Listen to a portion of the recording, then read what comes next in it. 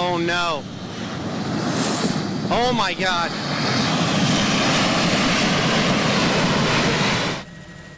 We're following this news alert in Tampa. It's a giant, an Air Force C-17 landed at the wrong airport. Officials are trying to figure out how the mistake happened. Now, the huge military jet was headed to MacDill Air Force Base, but the pilot landed at Peter O'Knight, a small municipal airport on nearby Davis Islands. Fox 13's Steph DiPietrantonio is live at Peter O'Knight. And Steph, big cargo jet, small runway. How are they going to fix it?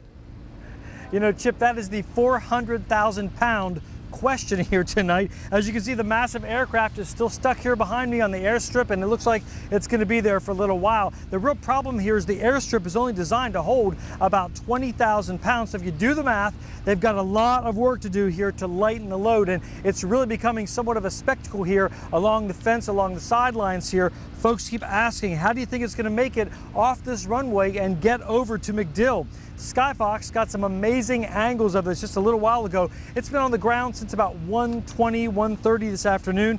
The scuttlebutt here on the street is, from some pilots we spoke with, is that the aircraft may be grounded for maybe up to 24 hours. Now, one of those pilots was a corporate pilot. You heard his video there from his iPhone. He saw the whole thing. He was waiting for his plane to leave to go back over to TIA when he saw this C-17 flying too low. He said he laughed to himself. He knew the pilot must have made a mistake and gotten the wrong airstrip. Another thing we're hearing here on the sidelines is that people are also complimenting that pilot on making a safe landing. Now, keeping in mind, yeah, this may be one big oops, but the good thing is the plane landed safely. It's in a very crowded neighborhood here on Davis Islands. Nobody got hurt except maybe the pilot's pride, a little bruising here tonight, Chip. Steph, the question is, how does it take off? That runway over there was 1,000 feet too short for that massive plane to get back up into the air. What are they going to do, take it apart? Well, one of the guys we spoke with who is a pilot, him and his wife were standing here on the sidelines.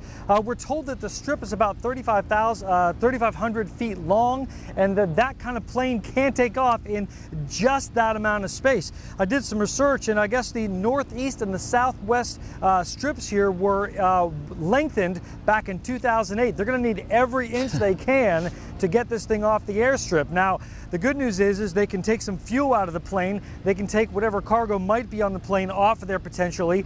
Two buses have shown up behind me here from MacDill. We don't know what's going on out there yet. All the Air Force has said is they've confirmed it's one of their planes that's landed here.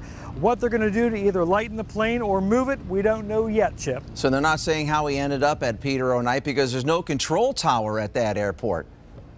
There is not a control tower. In fact, one of our Fox 13 producers, Alan Feders, who's also a pilot, said this is what's called an uncontrolled airstrip, that really the pilots rely on each other and line of sight. There's no tower you're talking to land here. Of course, over at MacDill, you're talking to several folks. This was actually Tampa's main airport from 1935 to 1945, built as part of the Works Progress Administration. So now it's just a local municipal airstrip, but you really got to rely on that old gentleman's way here, Chip, to land by talking to other pilots and just using your line of sight and seeing who else is in the air. I think one of the big problems too is we've had some extreme heat here this past 10 days. Those airstrips, you get a plane that heavy landing on something like that, it could sink, there could be damage to the airstrip.